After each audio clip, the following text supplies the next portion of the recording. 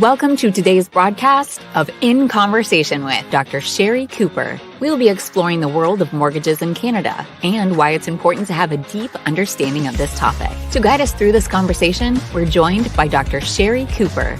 Dr. Cooper is a renowned economist, financial expert, and best-selling author with over 30 years of experience in the industry. She's also the chief economist at Dominion Lending Centres, Canada's largest mortgage company. In this episode, Dr. Cooper will provide us with valuable insights and expert analysis on the current state of the Canadian housing market, the impact of interest rates on mortgages, and the importance of working with a trusted mortgage advisor. We'll also delve into the services offered by Dominion Lending Centres and why they're an invaluable resource for anyone looking to purchase a home or invest in real estate in Canada.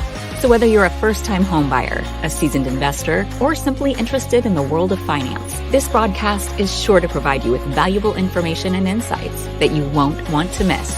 So sit back, relax, and join us as we dive into the fascinating world of mortgages with Dr. Sherry Cooper and your host, the president of Dominion Lending Centres, Eddy Cochiolo.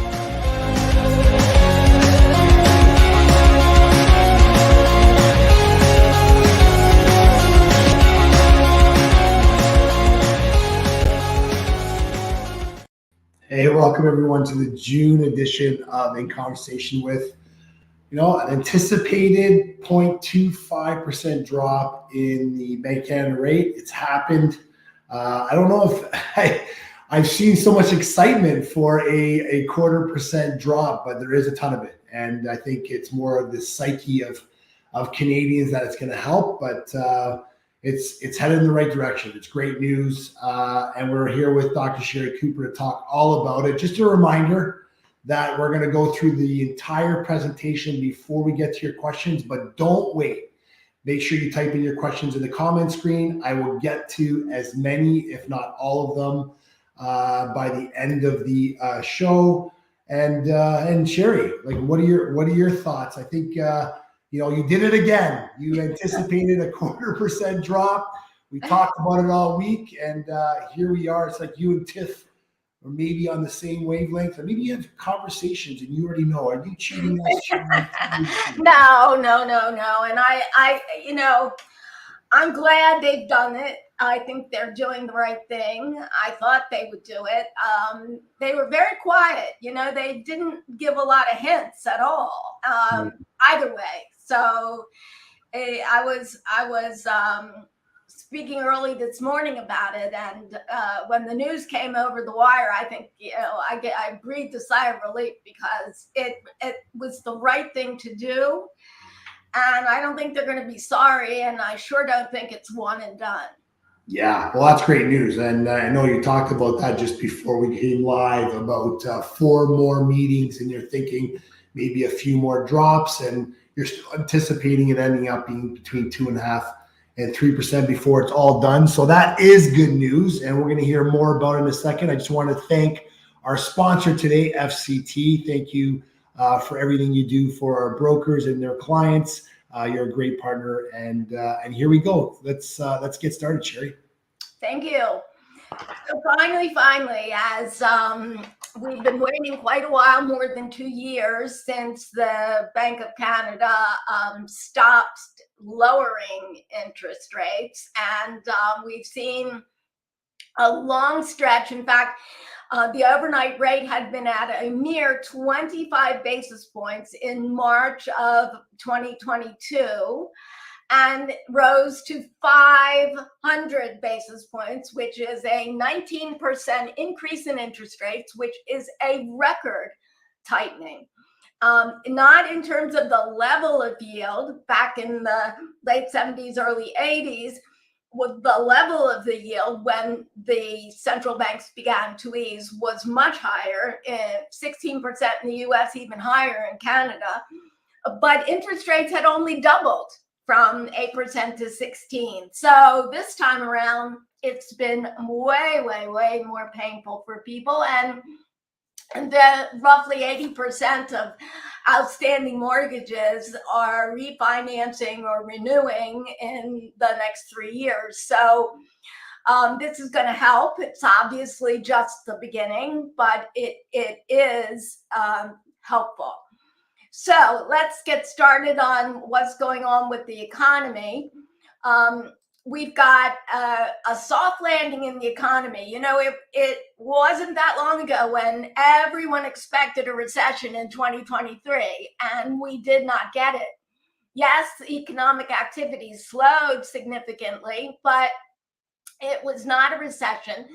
The second half of 2023, the economy barely grew. In fact, we just saw last week that Stats Canada cut back the fourth quarter growth estimate from 1% to a mere 0.1%. And the first quarter number came in at 1.7%. So let's look at that. We've got the 1.7% growth rate in the first quarter. That compares to what the Bank of Canada had earlier been expecting of about 2.5%. So weaker economy, and the inflation data have improved substantially. So this all played into their decision today to finally begin to ease monetary policy from what is a very restrictive level. The forecast for the remainder of this year and next year is roughly 2%-ish growth, maybe slightly less than that. And that bodes well, I believe, for further rate cuts. Now, just comparing here, GDP per capita growth in the US versus Canada, you see it's a very different story, mainly because the denominator, the population growth, has been so rapid, so much more rapid in Canada than in the US. So the overall US GDP growth numbers have exceeded those in Canada, but especially so on a per capita basis. And you see from this that the actual per capita GDP growth in Canada is slowing. In addition, we can see that looking at Canadian per capita GDP, if you look back historically, it's been little changed over the past decade. So the 1.3 million new residents in Canada in 2023 boosted economic growth for sure, certainly increased demand for housing, both for rent or for purchase. But it means that generally, however, we've seen big increases in rents, big increases in just the cost of living. And as a result, our per capita GDP numbers have been stagnant for quite some time now. So this was a decision that was made by the Trudeau government to dramatically increase population to help offset all of those retiring baby boomers. And it was, I mean, given the level of job vacancies, particularly during the COVID period, it was very important to get new working age population into the country. You can see that what matters most for mortgage rates is GDP, but it's also important for different reasons that per capita GDP has declined. So per capita GDP is down 2.3% year over year from the fourth quarter of last year. And that makes things seem less robust than they actually are from an overall growth perspective. Now, this shows you just how interest sensitive the Canadian economy is relative to the US. This looks at consumer spending in Canada versus the US, and you see that US consumer spending is far, far, far stronger than consumer spending in Canada, and that's in comparison to relative interest rate movements that have been pretty much until now in lockstep. You can see also that the cost to service mortgage debt as a percent of disposable income in Canada is leaps and bounds above the level in the US, and it has increased very, very sharply since the beginning of COVID. As a result of, more U.S. Borrowers can lock in a yield for 30 years, whereas in Canada, the longest term mortgages are basically 5 to 10 years and mostly 5 years. And so Canadians have always been confronted with much more interest rate risk than Americans. And this cycle, when we've seen interest rates rise so fast and so dramatically, it's really come home to roost. And we have seen an increase in mortgage delinquency rates. The rising mortgage arrears is what you would expect given the interest rate cliff that we're seeing now as people have to refinance. But let's just put that into perspective. What we've seen is that the 90-day delinquency rate has increased to 0.19%. That's from a 0.15% level a few months ago. Now that compares to the long-term average of 90-day delinquencies of a mere 0.34%. So it's still roughly, about half of what is historically normal, and well below the kind of arrears that we saw in the United States during the financial collapse, during the financial crisis. So we talk a lot about just how tough it's going to be for consumers and homeowners to deal with higher monthly payments. But Canadians are very prudent in making their mortgage payments. So though this is an issue, it's not one that's going to cause major destabilization in the economy. We've also seen credit card delinquency rates increasing, and the interest rates on credit cards is upwards of 20%. I've even seen one Amex card that's 32%, believe it or not. A very significant reason never to go into credit card debt. But in any event, even with that, these numbers are still very manageable in terms of the outlook for consumers. We've also seen trouble in terms of insolvencies. Business insolvencies have increased sharply, and same for consumers, which is what you would expect again at a time when the central banks are doing everything they can to restrict credit availability, to dampen spending, to take inflation pressure out of the markets.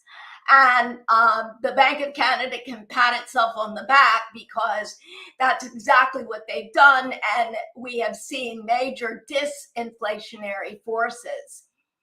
Our labor markets have remained more robust than you would ordinarily expect with such restrictive monetary policy. For example, in April, we saw that the job growth surged much stronger than expected. And so job creation is still a major fundamental, but we've also seen the unemployment rate trend significantly higher. It was as low as 4.9% this cycle. Now it's up to 6.1%. We'll get the May labor force data this Friday, and it's likely the unemployment rate will rise once again. So there's much more excess supply in the economy as a whole and in labor markets, but it's still growth, but growth at a more modest level. And this shows you the labor shortages. The job vacancies have come down sharply. They're well below now pre-COVID levels. So the bank is feeling that the job to restrict economic activity and dampen inflation, that job is well underway. The other thing that has been troubling the central banks worldwide has been wage inflation. Wage inflation in Canada has finally dipped a bit, but still at 4.7%. That's not low enough for the Bank of Canada. This is a lagging indicator. And also remember, this is what we want to see is that the rate of increase in wages slows. We're not seeing, and we don't want to see, wages actually declining. And that is a very unlikely phenomenon. So the latest inflation data were once again very good news. In April, inflation, the overall headline CPI inflation rate fell to 2.7%. That's lower than in the United States. At 2.7%, the monthly uptick for April was the direct result of gasoline prices, which, by the way, gasoline prices fell in the month of May. So when we get the May CPI numbers, which usually come out around the 20th of the month, that's likely to be another good number for the Bank of Canada, which bodes well for further rate cuts this year. This shows you what's happened to food inflation, massive deceleration in food inflation, now up only 2.3%. If you look at the CPI excluding food and energy, year over year, it fell to 1.6% in April. Remember, the target for inflation by the bank and other central banks is a 2% target. So at least by this measure, inflation has moved below the target. Now, these are two other measures of core inflation that the bank follows very closely. And in both of these cases, we see that for April, the core inflation numbers did decelerate significantly, down to 2.9% for the CPI trimmed mean and 2.6% for the median. But what's even more important is looking at the more recent developments, not year over year, but looking at the 3-month moving average annualized. That shows you what's happened with near-term inflation. And you can see that the core measures are down significantly, that if you take out food, energy, and also shelter, we've got only 1.6% inflation. And then excluding shelter, including rent, inflation is just 1.2%. So these were all the reasons why I did expect the Bank of Canada to begin to cut rates today, and why I do believe also that there will be additional rate cuts this year and throughout next year.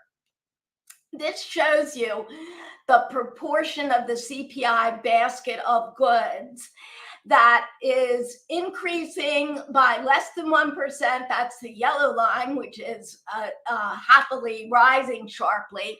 And the percentage of the basket of goods that have price increases greater than 3%, that number is falling very sharply. So again, exactly the trajectory that the central bank would like to see. So Bank of Canada today, for the first time in more than 2 years, have cut interest rates. They cut the overnight rate from 5 percentage points to 4.75%, a 25 basis point reduction, exactly what was expected. But monetary policy remains quite restrictive. It's not like they're gunning the engines here. And what this will do is it will have a relatively small impact on market rates, but a very large psychological impact. And I'll talk more about that in a moment. What we see here is this dramatic increase in interest rates, again, proportionately without precedent. And then this itsy bitsy decline right there. But we'll take it. It's fine. So with the overnight rate at 4.75%, market response was very dramatic. You can just see in the last day or two, the 5-year yield has fallen very sharply.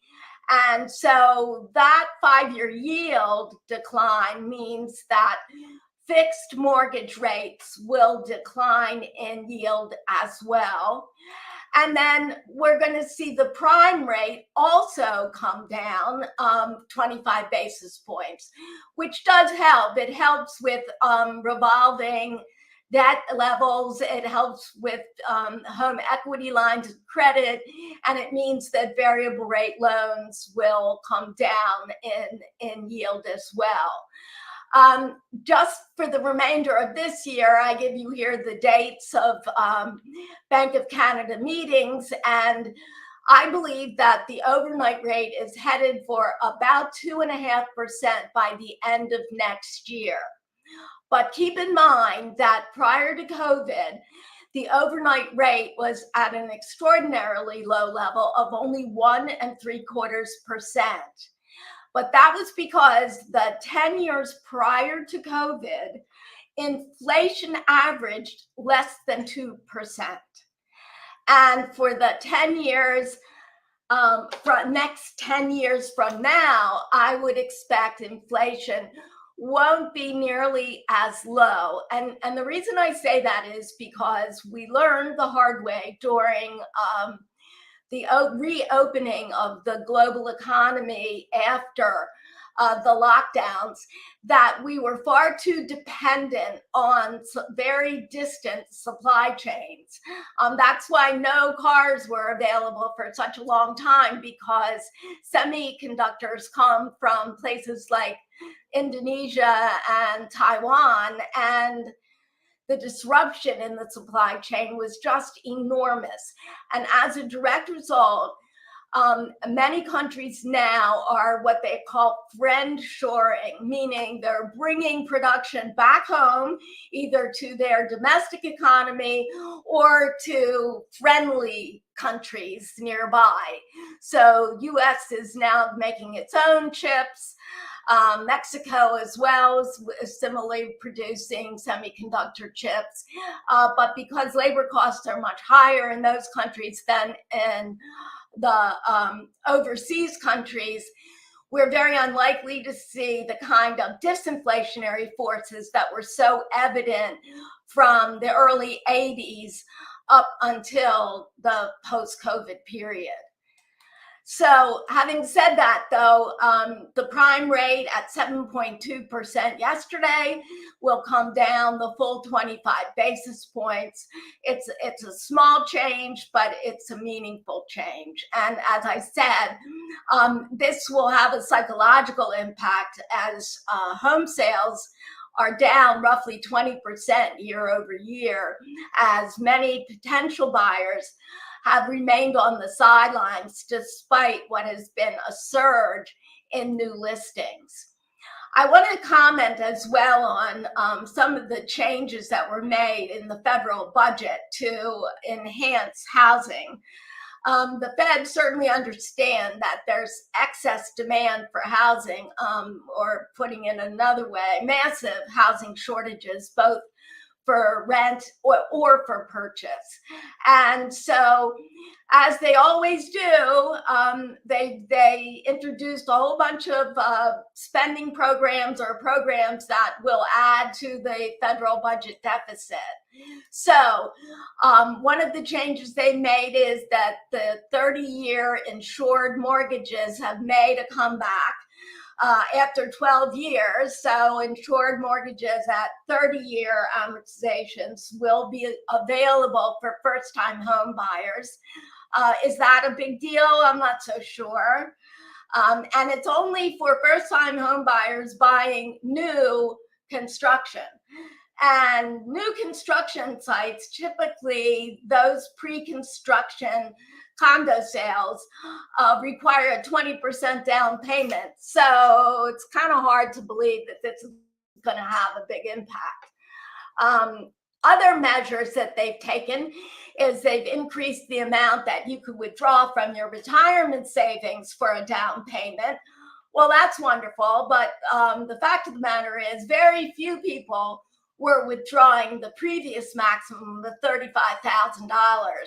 So raising it to $60,000, I mean, that's not going to do anything. And postponing how many years you have before you have to replenish your retirement savings. Again, for the same reason, it might sound good on paper, but it's not going to make a difference. The other thing that the federal government has done is say that they are going to provide help for at-risk borrowers. And what that means is that they are pressuring the banks and the lenders in general to allow permanent amortization relief. So Chrystia Freeland, the finance minister, had said that this policy will lower payments to whatever level it takes to keep people in their homes. I'm not so sure how the federal financial regulator, OSFI, is going to feel about that. They obviously feel very differently. But nevertheless, banks are willing to work with troubled homeowners. In addition, some of the other things that the budget did introduce is the potential for digital income verification. In other words, that Revenue Canada would be providing verification of income. That hasn't happened yet, but it's certainly a good idea. Increased housing supply and secondary suite loan programs. That's another one of those spending programs that hardly makes a difference. But there isn't a spending plan that this government doesn't love. And then finally, the thing that really gets me in the craw is the big increase, the first increase in the capital gains tax in 23 years to pay for the latest government spending splurge. This is going to have long-lasting effect, and long-lasting in unintended ways. You see, as of June 25th, people who have second homes or investment properties will have to pay higher capital gains taxes. And it's not just a small increase, it's quite a significant increase in the capital gains tax. And as a result, we have already seen that there's been a surge in new listings of condos, investment condos, and second homes, cottages, cottage country. Very little in the way of sales and lots of properties on the market. And corporations have to pay higher capital gains taxes, in fact, beginning like now. There's no $250,000 exclusion the way there is for individuals. So what are some of the unintended consequences? Well, it just by definition lowers tax-adjusted returns. It raises the cost of capital. It will slow foreign investment. It will slow domestic investment. It's a job killer. It hurts productivity. On and on and on. It weakens liquidity for real estate, startups, and other important investments, and discourages investment in rental buildings, which is something we desperately need, is more rental properties. So, and those of, I have a couple of friends that are immigration attorneys, and they tell me that many high income earners are considering leaving Canada altogether, because Canada does not tax on worldwide income, unlike the US.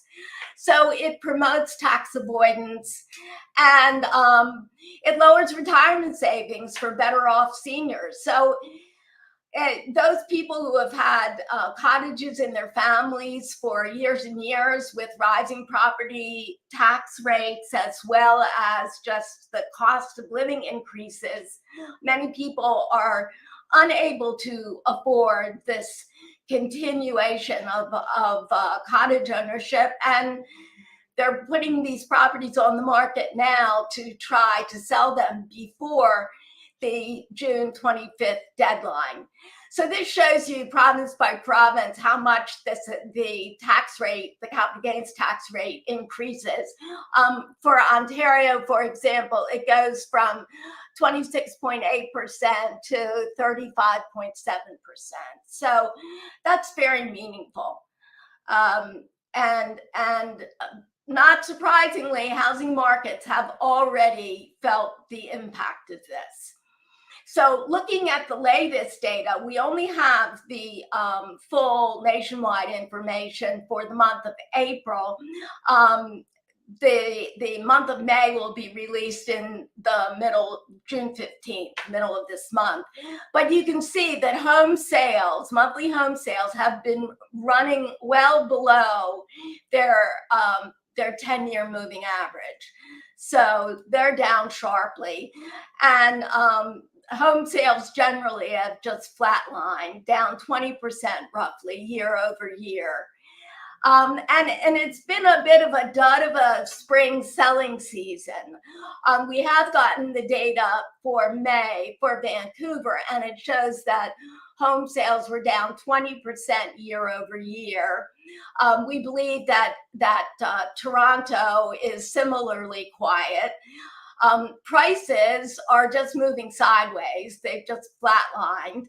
The long path back to the early 2022 highs in prices, we're nowhere near back there now, and it will be some time, because the big news is that the supply of active listings continues to build very rapidly.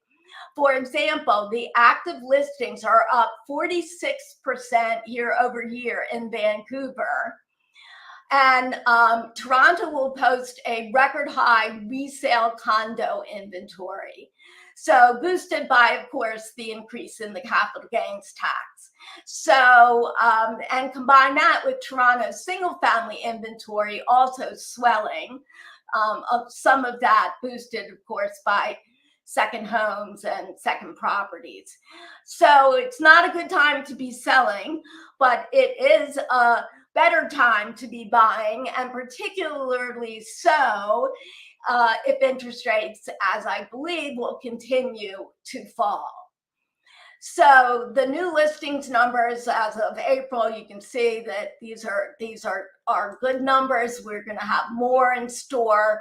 The months of inventory have moved up sharply, and these have become more buyers markets. Now this looks at the average numbers for the country as a whole. It varies from region to region. And as I've mentioned, that home prices have been flat and down significantly from where they were before the Bank of Canada began to hike interest rates. And owning a home has never been as unaffordable in Canada as it is right now. So, this help with lower interest rates couldn't have come soon enough, as most homeowners are well aware. Also, the share of all new mortgages with loan to income ratio above the 450% is at record lows, which is ironic because the Bank of Canada and the Office of the Superintendent of Financial Institutions, OSFI, the federal financial regulator, have been talking about all the risks associated with overextended mortgage loans.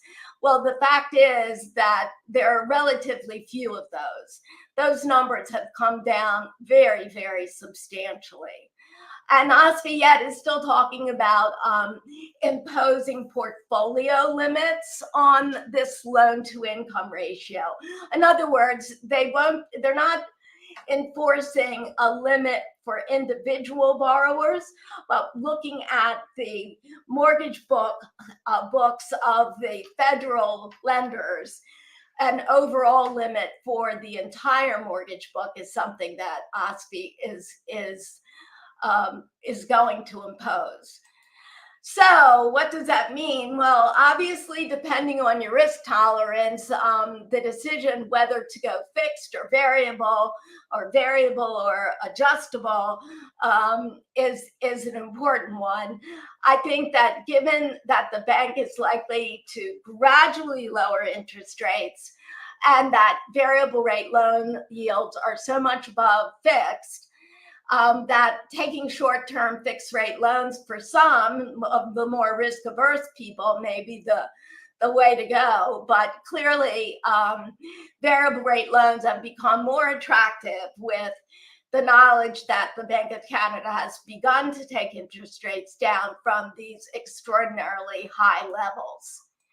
So, but 70% of all new mortgage borrowing has been in shorter term fixed rate space since the bank began to tighten monetary policy. And these disparities where variables were so popular and have come down very, very dramatically, we're likely to see it'll be quite a long time before we get more variables than fixed loans outstanding. And also keeping in mind that mortgage originations have fallen very sharply over this period as well. So this is, coming good news, but we're certainly not there yet. And we're not back to where we were 5 or 6 years ago. So the payment shock of mortgage renewals in the next few years is still going to be meaningful, no question. And then finally, of course, we've got the whole issue of immigration and population growth and how in the world do we keep pace with the demand for housing. And that's a very important issue. Canada added a record 1.3 million new residents in 2023. That's the fastest population growth among all the developed countries. And we can't house all these people affordably. I mean, it's just a fact. And what the government has decided is they're not going to change their targets for the planned permanent immigration because they believe that we need these new immigrants to fill jobs. So 500,000 people in terms of permanent residents are slated to come to Canada this year, almost 500,000 this year, of permanent residents, and then 500,000 in 2025 and 2026. Now, these numbers were dwarfed by the influx of foreign non-permanent workers, many of them students, but also temporary workers. And you can see that's the orange line here.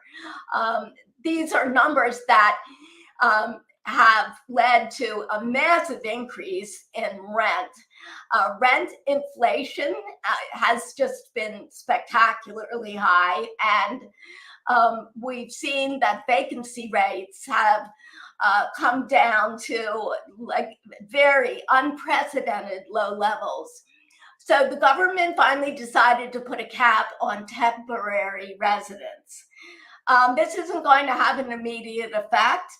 What's likely to happen is that the reduction in the number of temporary workers is going to reduce housing demand from what it would otherwise be, slow the economy, temper interest rate levels.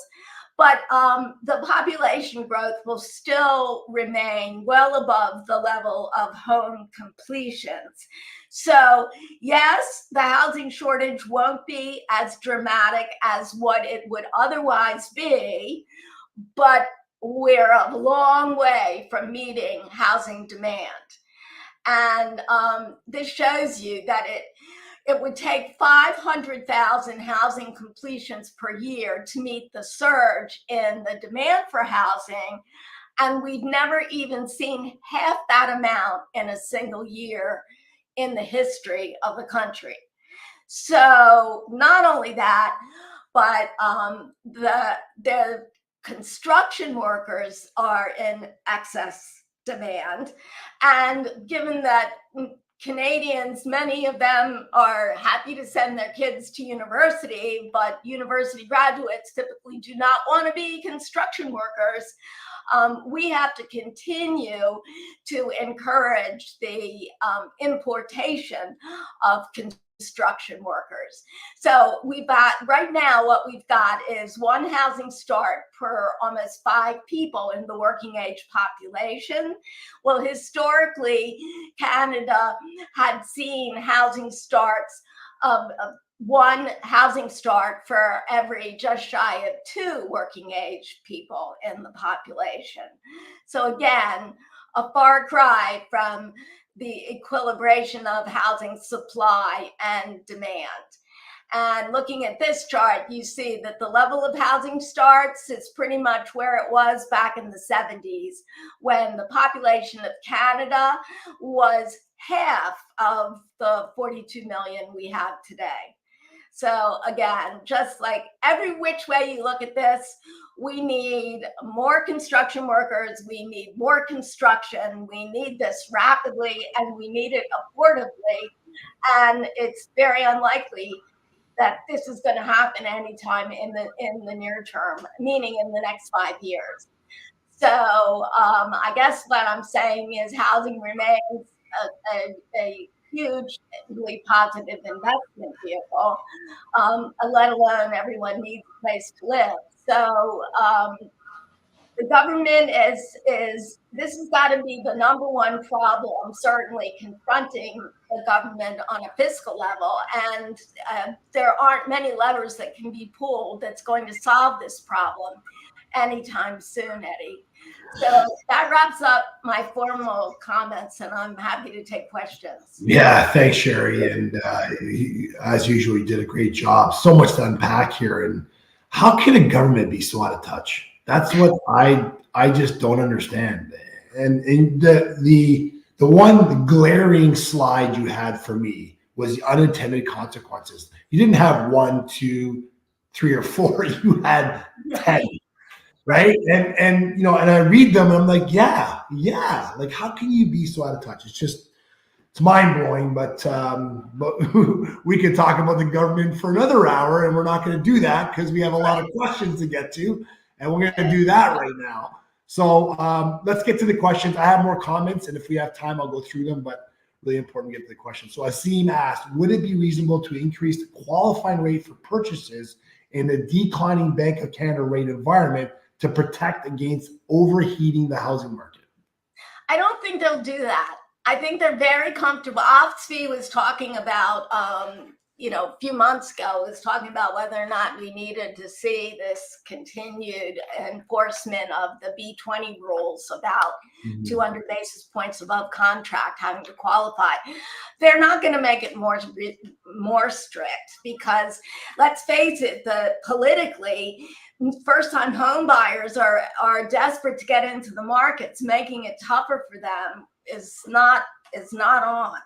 Well, so and everybody else has so much equity in their homes that it's not a relevant issue. And the qualifying rate the intention was to protect from what we're going through right now, which is that high inflation, make sure that the affordability piece is there. Raising it higher while we go down, I don't think that's going to make sense overall, but there's your answer. Okay, Asim has another question. As we require new immigrants to help our country and this figure continues to increase our population, would it be better to use other measures other than the per capita measurement that you talked about? Well, yes. And I mean, we don't look at just one measure of economic activity. We've got an entire government bureaucracy called Statistics Canada that reports numbers, like at least 10 new numbers every single day. So Economists are watching everything, and we have a huge landmass. Unfortunately, though, most of the population by far lives within 100 miles of the U.S. border. And there's lots of zoning restrictions and many people living in single family home neighborhoods that don't want densification, don't want high-rise condo buildings. So it's a major issue, and particularly so in places like Vancouver and Toronto, where most of the immigrants want to land. Absolutely. Okay, so Jason Nugent has this question. How do you see this impacting the currency and the cost of goods? Will that push up inflation again? Obviously a fear. Yeah. That's a great question, Jason. I looked at the Canadian dollar just before we began this, and it's hovering at 73 cents. It's been there for quite a while.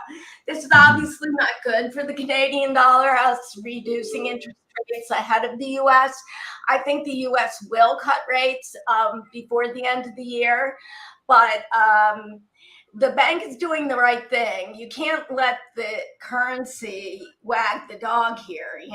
It's And the other thing is that, yes, we import a lot from the U.S. and a weaker currency means higher prices, but there are lots of other fundamentals here that drive our currency. Most notably, of course, is oil prices. So again, we don't have direct control over the currency. The markets drive that, and the US dollar is very strong and will remain very strong because it's the strongest economy in the world. Okay, so next, Jason has another question. Will the huge budget deficits impact Bank of Canada's inflation fight?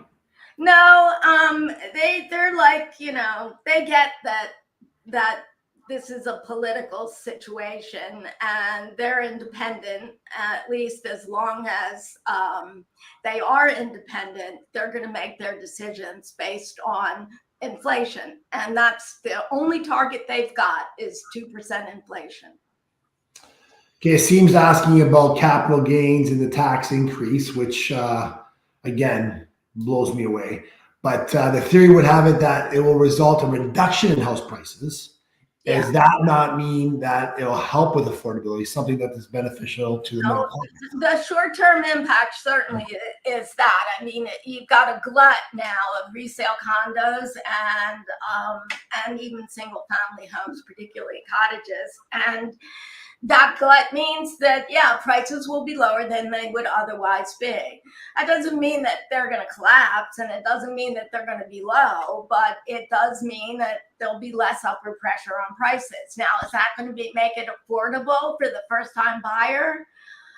Depends on where you live. But I don't think in the GTA or the GVA that anybody's going to think that housing is now cheap. So the question for me is, so we have that June 25th deadline. So if I have a listing and does it have to sell, close, and money be transferred by June 25th, or does it have to just be sold by June 25th? Now that's a question for the lawyers. My understanding is it's got to be completed by June 24th. Yeah, so that's, that's hard. And so there will be those who are very much incented to cut prices. I mean, they'll be more willing to cut prices now than had the government not imposed that tax increase. Yeah, well, it makes sense, right? So if you're trying to beat that deadline close by then you're going to have to give up some, but you're going to gain it because you don't have to pay that tax. So that's interesting. I mean, there's some really good negotiators could get some good prices on these cottages and condos if savvy. Yeah. Absolutely. You hear that, realtors out there? Get savvy, right?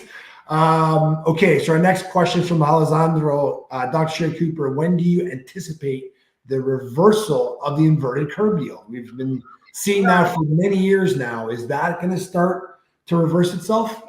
Yeah, we're already seeing it, that short-term interest rates are declining. I mean, the overnight rate is the shortest term, and that drags down the 2-year yield. The 2-year yield's already been declining in anticipation of this very action by the Bank of Canada. So It's all happening as planned, and that's all great news. And what's particularly impressive about this cycle is that the central banks are breaking the back of inflation without causing a recession, and that's unheard of. Yeah. So that's been very good news. So that unintended consequences slide was so impressive. Angela Calla wants a copy of it too. So Angela, we'll definitely get you a copy. Yeah, it was glaring. Slides on my website, anyways, sherrycooper.com, so you can see it there. Awesome. So we have one from Layla. Do you think we can have a mortgage rate around 2% again? Oh, wow. No, probably not. Not anytime soon. You know, it's like that's almost a recessionary level of interest rates. And you know, it was an extraordinary time. Let's face it, the central banks, in response to COVID and the lockdowns, panicked, and for good reason. None of us knew how long it would last. It lasted way longer than most of us expected, and it was a frightening time, and they took interest rates down to 25 basis points. We're not going to see that happen again, barring another major global shutdown, and let's hope that's not coming. But it would take an extraordinary change for that to happen again. Yeah. We don't want a catastrophe just so we can have low interest rates. No. Yeah. not personally anyways. Okay, let's go to the next question. It's from Mortgages by Mark. Will the Bank of Canada be sluggish on future rate cuts until the Fed starts cutting? No, they're going to do their own thing. I really don't. I think that story is overplayed. And also, Canada likes to think of itself as having its independent monetary policy. And obviously, sure, the U.S. is a major factor in our economy, but we've so underperformed the U.S. economically that these rate cuts, given the low level of inflation now, are warranted. Okay, Rudy, I think it's CMHC, is looking to help borrowers, developers to repay loans with up to 55 years of amortization. Any comment? Well, yeah, I know that. And that's going to be a rare circumstance. But for sure, they are, at least CMHC and the consumer ombudsman in Ottawa are trying to twist the arms of the lenders to be very accommodative for those who may lose their homes. And that's a short-term phenomenon, and that can't last forever. And in most cases, it will only need to be short-term. Remember, I showed you that arrears are only like less than 0.2%. Mm-hmm. That's still extremely low. And it was over 1.5% in the US during the financial crisis in 07, 08, 09. So Canadians aren't walking away from their homes, and those people who had 5-year loans, you know, they in the interim have seen wage increases. Unemployment, though it's increased, is still low by historical standards. Yeah, and by the way, if you are renewing, make sure you contact one of our mortgage brokers across the country. There is some great rates still to be had. There's some advice to be given. Don't take the first offer from your bank. It's that simple. They'll send it to you. If you sign it back, chances are you could have at least negotiated with that institution on that rate. And of course, our brokers can help you with that or find you a better rate. Okay, so the next question is from Emerson Blackman. Why are we not considering a 30-year term to smooth out the volatility? Well, you tell me that. I'm the American here that, you know, thinks like you guys are nuts. Why isn't mortgage interest tax deductible the way it is in the US, or property taxes tax deductible? Well, I mean, obviously, It's a long-standing, it's a British system, really. The UK also has a similar system. And I mean, I'm all for tax deductibility of mortgage interest, but it ain't going to happen because it would be, I mean, imagine what that would do to tax revenues into the fiscal coffers. It would be disastrous. Sure would. Okay, so I want to get through as many questions here. Monique, hey Sherry, you made a comment about housing prices rising to levels not seen since 2022. That is concerning. What could eliminate that from happening? Wasn't that market unhealthy? Yes, it was. And I mean, we saw a 50% increase in home prices. I found this in a very short period. So I'm not saying that this is going to happen imminently or anytime in the next couple of years. I'm just suggesting that given the pressures of excess demand, I mean, typically, if you can't increase the supply, then the price is going to continue to rise. Yeah, demand is, it's economics 101, right? Demand's there, supply's not, then prices are where they're at. I'm still a little shocked that inventories are increasing, and I'm just talking about GTA here, but prices really aren't coming down. People are waiting to get that price, and they're getting it if they are patient. So it's very interesting, and it'll continue being interesting. Okay, so next question, back to Jason Nugent. What does your crystal ball say about July and September Bank of Canada rates? It wouldn't surprise me to see them cut them again. Yeah. I mean, they know 25 basis points. It's just a drop in the bucket. And again, it'll depend on the inflation numbers and the economic data. Yeah. And so I would expect, as I said, I think by the end of this year, we'll see certainly another rate cut, maybe even 3 or 4. 4 is the max, obviously. I don't think they're going to go 50 basis points. Yeah. But that's really significant. I mean, that would be very positive. Yeah, just a reminder, when you hear about the rate, the prime rate is what you're connected with on your variable or adjustable rate or your line of credit. That was at 7.2%. With a 0.25% reduction, you're at 6.95%. Some institutions will add or subtract from prime. So you might get prime minus or prime plus, depending on the type of product that you have. So keep that in mind. And by the way, I am with a bank that just sent me a letter stating that their prime plus is going from prime plus a half to prime plus 1. So if you see that letter, make sure you call your mortgage broker, help you negotiate. There is institutions offering, prime or prime minus, or if it is prime plus, it won't be as high. Remember, they're always going to look for ways to get more money out of your pocket into their coffers. So just be careful. Next question is from Asim again. Polls suggest Trump presidency. What impact do you think that would have? I think we get this question every time we have the ICW, but what are your thoughts?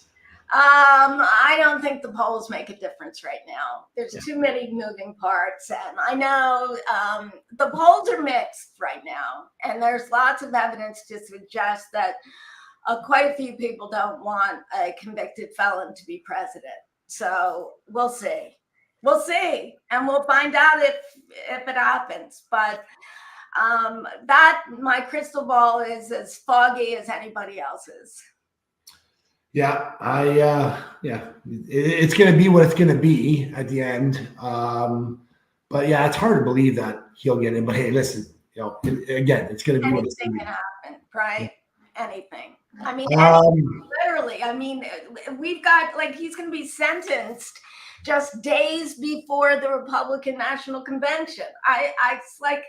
It blows my mind. I'm trying very hard not to follow the minute to minute anymore because it's just too. It's not good for your mental health, I think.